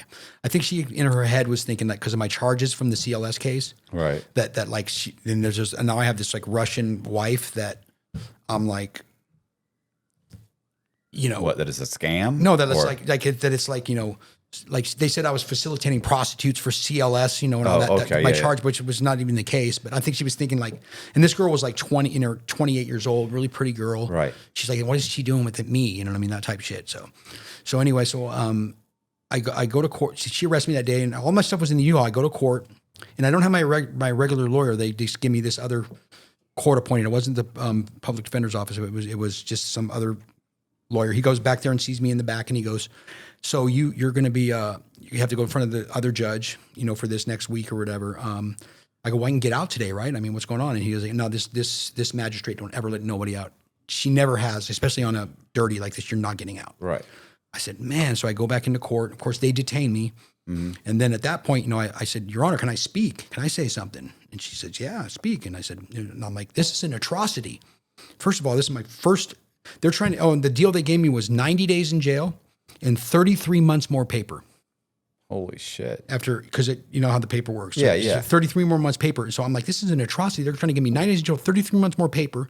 And I go, I got all my stuff in a U-Haul. I go, listen, I turned myself in to go do my time last time. I go, if anything I've earned in this court is I'm not a flight risk. Right. Like, you know what I mean? If you don't let me out, I go, how am I going to lose all my stuff? I give her this whole story. And she just goes, you know what? All right, I'll let you out. And she lets me out, you know, and they were highly upset. Right. I looked at that attorney too. I said, oh yeah, never. Yeah. And I threw his card back at him that he gave me. I threw it back at him. So I don't even want you, dude. You're done. So I end up getting to 90 days, 33 months more paper. And so then I go do that. I get out and I'm just like, I can't even believe I got 33 months more paper again. I'm, you know, boom, boom. So I get in it. So I obviously go right back to what I'm doing, and I get another one. And this time I go in there and they're trying to give me like 6 months and what it was like 21 more months paper or something. Mm-hmm. And so, but I don't take no deal. I said, we're just going to leave it up to the judge. I go to the judge and I told the judge, I said, Your Honor, I'm going to be honest with you. If any time you give me, if it follows supervised release, I'm just going to, I'm never checking in with U.S. probation ever again. Right. So if you, I can say that. I'm just not going to do it. I'll abscond. I don't care what it is. We're just wasting our time here. He goes, well, what do you want? And I said, well, I just want to be released. I mean, I figure I've been doing this I was clean for 26 months. You know what I mean? This case has been going on for so long. And he ended up giving me 10 months is what he gave me. Okay. So I got 10 months, no paper. And then I left, and I forget that pretrial officer came up. She goes, well, we were in the elevator. She goes, well, get down to my office, you know, because I had to turn myself back in to the marshals like the following Friday. Right. And my attorney goes, go to your office. He goes, he's off. He's just he has no more supervised release. Right. Come to your office for. He's got to show up and go do his time. Yeah. And then I just left and never had to deal with them again. Yeah. And like I said, but I never, there's so much I've gotten a speeding ticket since then, when I got back out. But then you got out but you did end up getting the license, or so that you can drive. Oh, limousines? Yeah. Okay, yeah, I did do it, but I also had to go back and deal with some bureaucracy because of the dirty UA. Yeah. But they were willing to, no big deal. So I got out and I actually started working. I started working again. They gave me like on a probational thing with the license. Right. And then I had a friend of mine, Keith, who was driving tour buses for rock bands. Right. And so he had gotten sick, diabetes. He ended up cutting his leg off. Actually, so he got me a job taking over a tour for him because he was sick. And I went to do it for I was only supposed to be gone I think 5 days or something. And I went to go do the 5 days, and I was gone for 7 months straight. I was out working on music tours. Went out with, Struggle Jennings and on a Jelly Roll tour. I did Struggle Jennings probably on 4 or 5 different tours. Static X, a bunch of bands I do. Mm-hmm. Like right now I'm with, as I'm out here with Tommy Two-Tone. Tommy Two-Tone. 8675309. I know. Yeah. I know. You said he was one of the coolest guys. He's a great guy. He's a great guy. Yeah. Big Country, all of them that are on there, they're great guys. But he's 79 years old, I think, Tommy Two-Tone. When you say drive it, so what kind of tour bus is it? Like It's a big, it's a 45 foot Prevo with I pull a trailer behind it too. Full size tour bus. It has 12. It sleeps 12. Okay. 12 bunks in there, and they basically live on the bus. The bands. I gotta get. They give me a hotel every day. I get a hotel room every day. Okay. You don't live on the bus? No. I have a bunk on the bus on some tours if there's not 12 people. On this bus, I have a bunk, and I can opt to really, whether or not they pay for my hotel rooms, but I get a buyout for the hotel room, so I can get one or don't get one. But I usually get one anyway because I just like to be off the bus. Well, when you say there's a bunch of people on the bus, if it's just Tommy Two-Tone, it's also their band. It's Tommy Two-Tone, his band, like a sound tech, stuff like that, a tour manager. Okay. That's usually who's on the bus. And then we're pulling a trailer with all the gear. It's just kind of he's not selling a bunch of tickets like that to where he can have semis bringing his stage. So we just kind of take everything is on the bus. Right. And this was a 5-week long tour. So not on the road for 5 weeks. It will be 5 weeks. This is the last week of it. We go from here tomorrow. We go to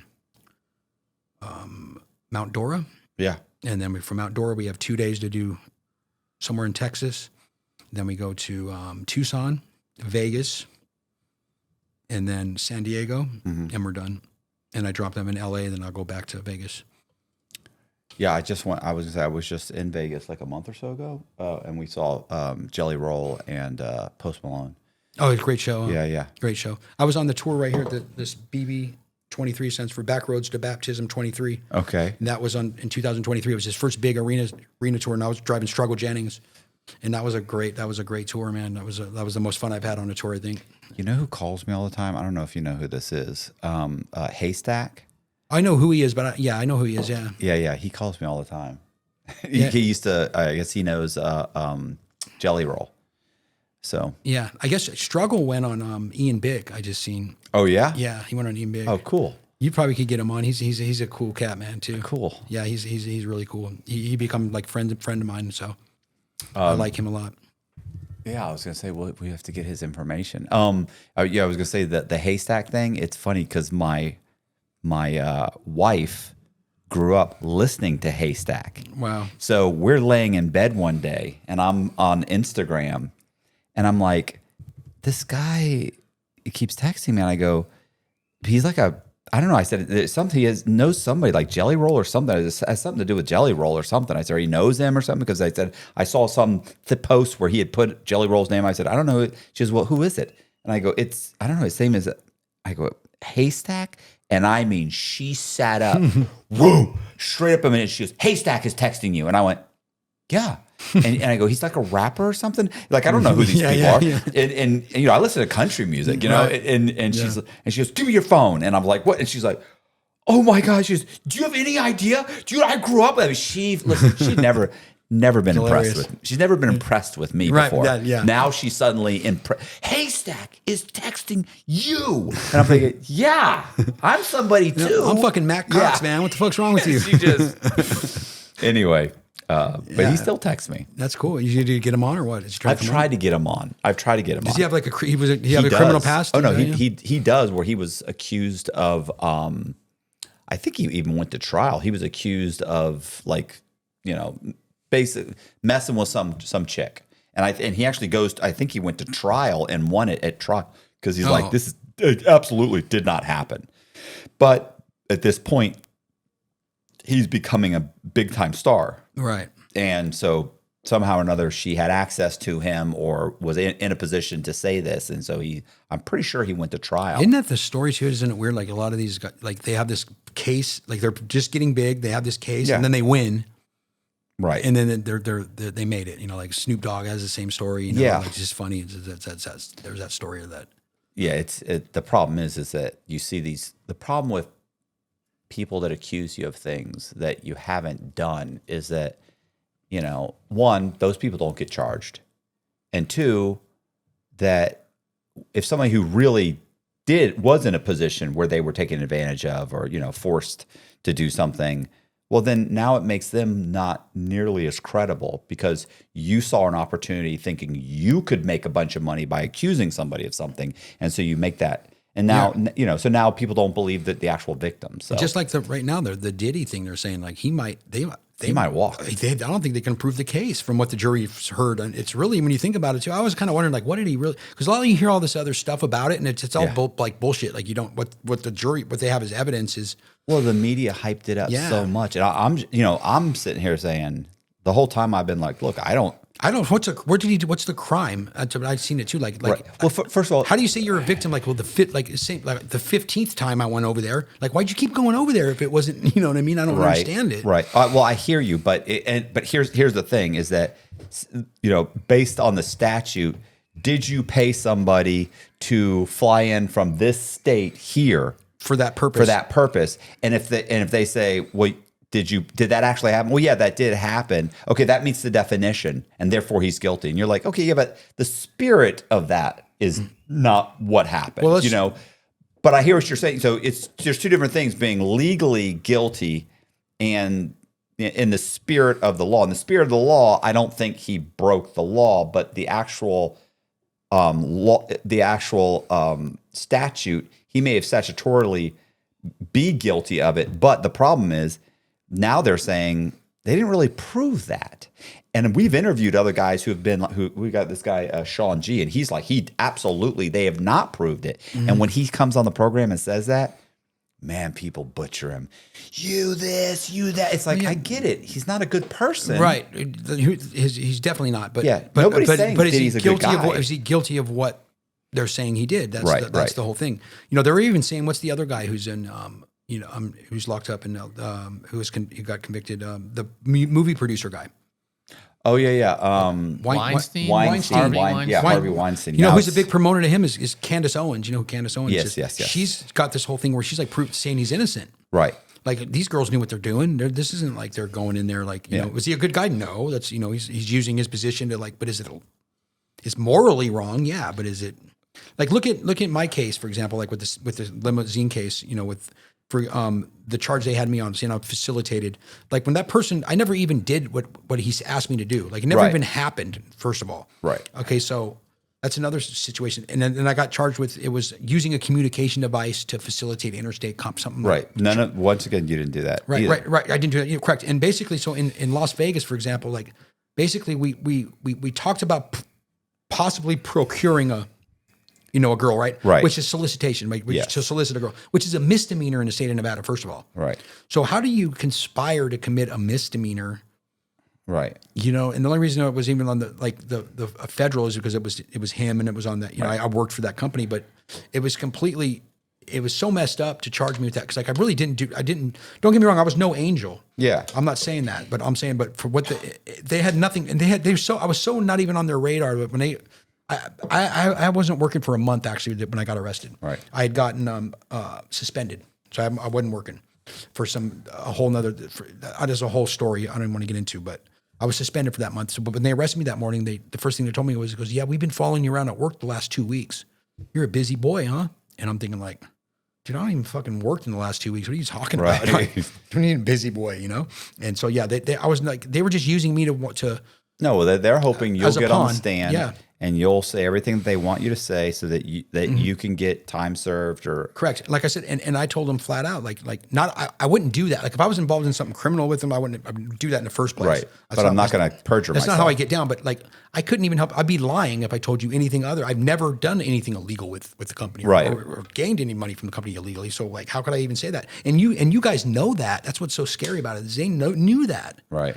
Like my phone was tapped. You know, what a square it was. My phone was also tapped because his phone was tapped. Charlie's phone. They had all the phone conversations, and then nothing else I did. Right. Other than that phone call, like, and I'm out working and doing things like that's how much of a square I was at the time. Like the system fixed me and then broke me. Right. At the same time when I got out. So it was very disappointing for that to happen. And it was Whatever happened to him? Charlie got 40 something months. Right. And then he got out and he's doing something else, something to do with transportation. Not here. I think it's some kind of, I'm not sure what he's really doing, but he's doing something. And then so only 3 of us went to prison, me, Charlie, and then my best friend basically, and co-defendant on that case too, his name's Bones Adams. He's the 2-time boxing champ of the world.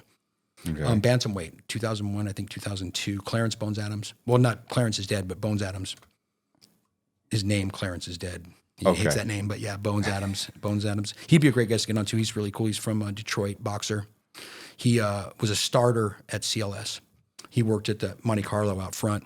It was basically the liaison for the doorman and the customer.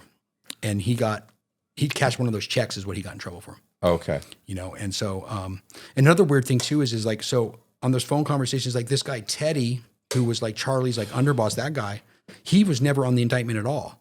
And he was the one enforcing all this stuff on the drivers and stuff. Right. So he'd been working with the FBI obviously the whole time, because why wouldn't he be on the indictment? And the Chris Brown guy, that rat, he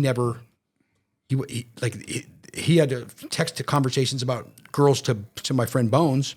And it was in the indictment, but it just says another person or an unknown person. Oh yeah, but we know who it is, you know, Yes. obviously. But so he's cooperating. He's Listed as an unnamed co-conspirator. So the story is that he went to Australia and got caught taking cocaine to Australia. Okay. And then he got busted for it, and so he was working with the feds. So I told you he was the man on the strip doing all these things, but he was setting people up. Right. For this, like he wanted to give them something. It's hard to give them something when you're the man. Yeah. You know what I mean? Like he's the one doing everything. So, and he's like setting people up and like left and right, and a real scumbag. Like, and he, like I said, he never was even charged, which is weird too. You see some people cooperate, but they still get charged. And Most people still get charged. Yeah. But you know, and from what I hear though, it was that he was allowed to even sell on the strip, just not over a certain quantity, because he was just working for him like that. And then when they came down on the company, it was all just like pretty much, even Charlie, like the check kiting things he was doing, they say he was check kiting on this fraud part with those checks. Basically, he was a degenerate. So he was robbing from Peter to pay Paul. Right. But every month, they might be upside down on those accounts, but he would always pay it off. Right. You know, it wasn't like there was really, you know, he made enough money to do that. So it was a really fabricated indictment. You know, we got to wrap this up, bro. This is fucking killing me. that's These crazy. motherfuckers. I'm sorry. I shouldn't. I don't think the audience even. I'm laughing. I don't know if the audience can hear it. I'd be the frustration that I'm feeling every time you're talking, and they're squealing, and I'm thinking, unbelievable. Yeah. So if the audience can't hear, there's screaming kids In the next door, background, screaming jumping on a trampoline. constantly on a trampoline. I do have one question. So in the movies, when these guys get caught cheating in the casinos, they get brought to a basement room and beat up. Does that happen? Oh yeah. No, that doesn't happen anymore. Back then, you know, obviously when it was like Mob Ran or whatever, before there was, you know, really even a gaming control board that was actually enforcing, you know, cheaters. Right. They might have been enforcing the laws of the casino. But I know I've heard stories from my dad back when he was first in Vegas. He worked for the Stardust, which Tony Spilotro was running that casino at the time. Right. And my dad was a card mechanic, so he was a dealer there. So he was fixing games to steal. That's how, and they were stealing money from the Stardust for him, for Tony Spilotro. That's how Tony was like letting him do it to steal money out of there for himself. Okay. Might be one of the reasons why he ended up in a cornfield. I don't know, but All right. but it goes way back onto that. Like growing up, I seen all these cheaters, and my dad knew all of them. You know, there wasn't a lot of them, but they were doing a lot of. So your dad said that they would pull people out there and beat them up? No, I was saying, well, back then, like the cheaters in the casino were like either in, like they were in on it themselves, The casino, the ones that were running the casino to steal from the casino, or I guess if you came in as an outside guy, yeah, they're going to probably beat your ass or kill you for sure. Like there was no, you're dealing with it was all brand new back then, and in a criminal organization running a casino it was really regulated, I guess. I didn't, by the time I was doing it, no. There was the keel hauling incident where they told us about keel hauling one time on the boat. It never happened, It's not their, the security, it's not their money. Why were they going to? All right. You know what I mean? Like, it's, go ahead. Other than the slots and the marking cards, are there any other schemes that maybe you didn't do that you knew about? That no, absolutely. There was doing baccarat, a lot of different baccarat schemes I've seen them do. They had basically at one point they had a little microphone going to a phone, and basically watching the baccarat cards get dealt out. They're speaking, watching the game and speaking like 10, 7, through the mic. And they had a computer program on the other end that would calculate it all together. So when they're shuffling the cards, they're putting them all in a certain order, right? And then now the dealer would have to be on this one, but the dealer if he was a card mechanic, he could take those cards and shuffle them to where they're going to not be shuffled. Right. Like they're just going to look shuffled, but it's not. And then they would basically put it right back to that certain way, and it would know the computer. Then now they would know what's going to be house or bank coming up. That would be called a bomb. Another way they did it was a camera in their sleeve. And then when they have you cut the cards, like on a 4-deck shoe or whatever, you sit and fan it. When you fan it like that with the card, you're going to see that camera's going to catch all those cards. It's going to go back to somebody somewhere else that's going to be able to look at that now. And so as they're playing, they can figure out where they're at on the deck, and then they steal millions that way. There's crews that do it. I don't know about today, but they did, back then. I remember my dad's friend who was black booked. He used to do that. He used to call it dropping a bomb. I don't know why they called it that, but that's what they called it. And then there was a lot of poker games they'd set up, private poker games, a lot of cheaters in that. Here in Vegas, they'd get these private games at these parties, and then they would have cameras and all kinds of shit. Right. Yeah. So, are you banned from Vegas casinos? I am not. No, I'm not. Yeah. I'm good. I don't. It's hard to get black booked. Yeah. It's hard to get black booked. When my dad passed away,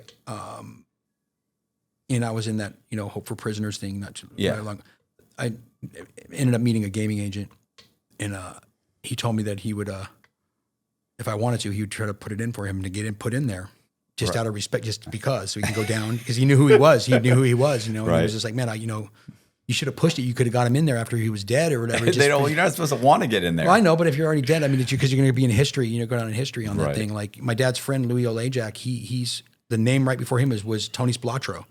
So that tells you there's not that many people that get put in there. I think it's only like 30 something. Hey, you guys, I appreciate you watching. Do me a favor, hit the subscribe button, hit the bell so you get notified videos just like this. Also, please share the video. Also, we're going to leave Jimmy Bang's all of the we're gonna leave all of the socials in the description box, so you can go in there. You can follow him on TikTok, Facebook, Instagram, and the Jimmy Bang's what do they call it? OnlyFans. That's right. And that's it. Right? Is that it? We're good. Appreciate you guys watching. Please consider joining our Patreon. It's $10 a month, and it really does help Colby and I make these videos. See ya.